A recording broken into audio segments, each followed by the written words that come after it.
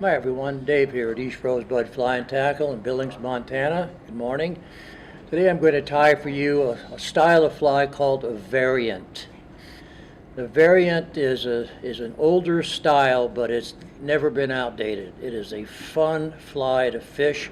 It's a very, very active fly. If you think streamer fishing is active, you haven't fished a variant yet. As you'll see in the close-up, the variant, by definition, you have to use a hook that's 1 or 2x short. You have to use a stiff tail CDL or spade hackle that's 2 times the hook gap, or 2 times the hook length. The hackle itself must be at least twice the size that you would normally use for that hook. And for the abdomen, I'm going to be using something I haven't used before, is the stripped quill, dyed stripped quill for the actual body. This is a good fly to stage tie. You can tie the tail, the abdomen, tie it off, let it dry, then come back in with something like Bone Dry or Sally Hansen's and coat that body. But the hackles themselves are going to be wet because you must soak these a good 30 minutes before you use them, or they're going to be very brittle. And I'll show that to you as we get do the close-up. But the fun thing about this fly is it's the great fly for the dead of the day. Sun's up high, nothing's going on. This is a great fly to bounce in the riffles. If you have a riffle that's a foot deep or more, cast it downstream, lift your rod up, and simply dap this fly. Let it bounce around, let it cross currents. You do not need a dead drift on this. In fact, the more active, the better. If you have a downstream wind, that helps even more. It keeps the fly line off the water and really makes this fly active. Now in the smaller sizes, like I'm going to be tying 16s and 18s, the fish normally take the fly no problem. In some of the larger sizes, if you can find the hackle, the fish will sometimes miss the fly simply because of all the stiff hackle. That's okay. Use it as a locator. The fish will come out from underneath the banks in the holes that you never even knew were there to take this fly. For some reason, it just makes them mad. So again, it's a fun fly to fish. I'll show you how to tie it. This red fox variant, I'm using this red quill. And the Nano silk, we want to start. This is that Daiichi 1310. This is a size 14. Tie it bigger here for demonstration purposes, but I prefer the size 16s and 18s, not only because the take from the fish is much more positive, but the availability of hackle increases exponentially when you could use a saddle. So I'll start this Nano silk at mid shank. We want to keep everything underneath nice and smooth, right to the end of the hook barb. I'm using, say, medium Pardo CDL for the tail. If you're fortunate enough to have some spade hackle, that's also a great choice. We want this tail twice as long as the hook shank. So I tie it in and then measure it and then adjust it. So I've got about, 10 quills here, 1 loose wrap, and then bring it up, roll it up on top like that. This hook shank is, we'll find out here, about 8 millimeters long. So we want our tail to be twice that. So with a couple of soft wraps there, I can easily adjust this. And there we are. So smoothly, with this nice flat thread, tie it down to where you started the thread, right at mid shank. Okay, so the quill itself is, like I say, very, very fine. In fact, it's just too fine to wrap at the tip of it. It's almost impossible to see, but there you can see the tip. So cut off a good inch, inch and a half, and just like the tail, make a soft wrap. This is the material that's extremely easy to cut if you put too much pressure on it. Nice flat thread to the back and then forward again. So especially for the first few wraps. And I hope I get away with this without breaking it. You have to be very, very careful. Of course, as you go along, the quill gets heavier and it's much easier to wrap. But it makes for a beautiful body. You can use other things, buoyants for example, but you don't want to use anything that's going to absorb water. This fly dances on its toes, literally, and you want to do everything you can to help that. And even though this has been soaking for a good half hour, it still feels pretty dry. Okay, now we're up to where we started our thread. Again, make the first couple of wraps without a lot of pressure on it. You want to buffer that with some thread before you start tightening it down.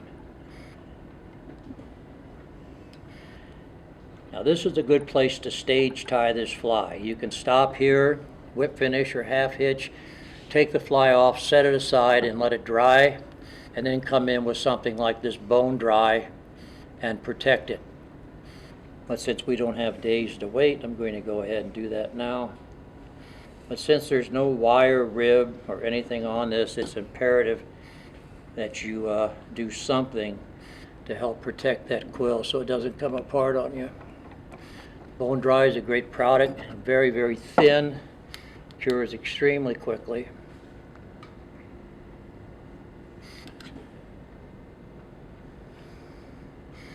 Okay, like I said, your hackle has to be twice as big as your hook size. So make sure you measure the hackle carefully.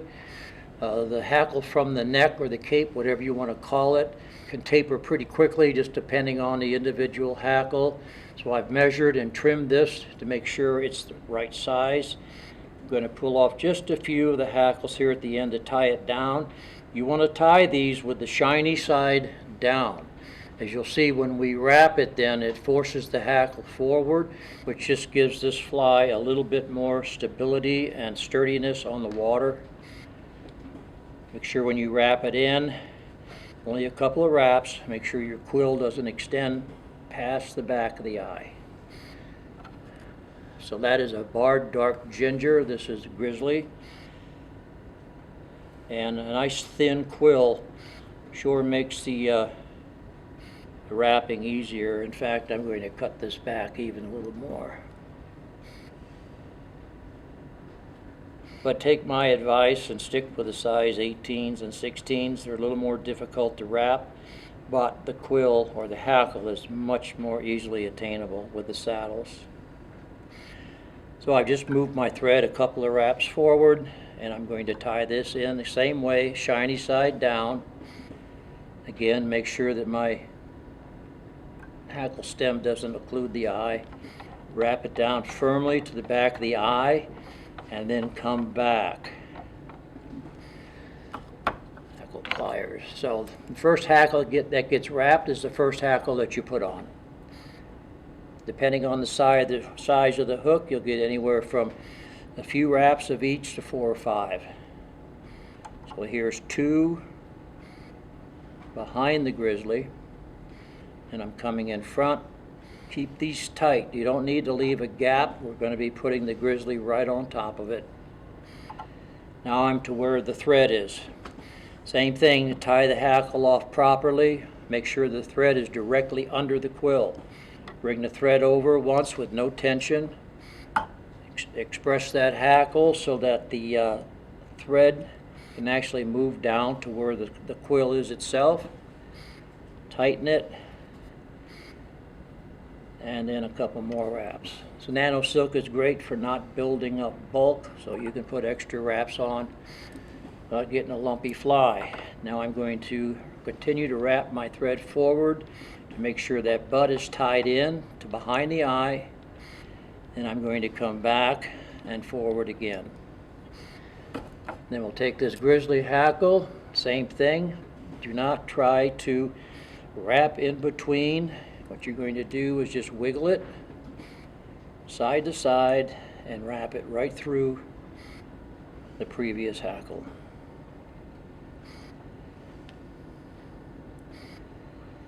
Do not want to crowd the eye. That's very easy to do with this fly. That's why I stop my thread a good eye length behind the eye. Unwrap my thread to make sure that it's right underneath the hackle. One turn with no tension. Express the hackle, then you can tighten carefully. A couple more wraps. And take this off.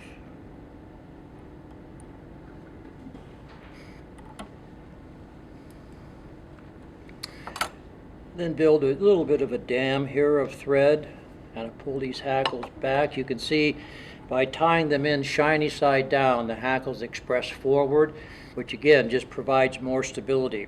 Before we have the great dry fly hackle that we have now, we used to do that with all dry fly hackle because it was so soft.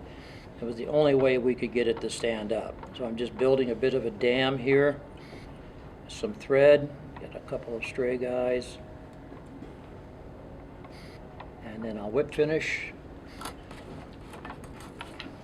Well, this really is a fun summertime fly. Anytime the water looks dead, you can usually drum up a few fish. If nothing else, you can find out where they're hiding. Then I'm going to put some head cement in. Head cement, which I use as lacquer, does not stick to hackle. So by putting some in here behind the eye, it actually spreads into the base where the hackle's tied in and does no harm whatsoever. So there's your gray fox variant with a dyed quill for the body. I think it's a beautiful fly. Just make sure when you transport it, you put it in something that's big enough that doesn't mash these hackles, a tube or something like that. Thanks for joining in, and we'll see you next time.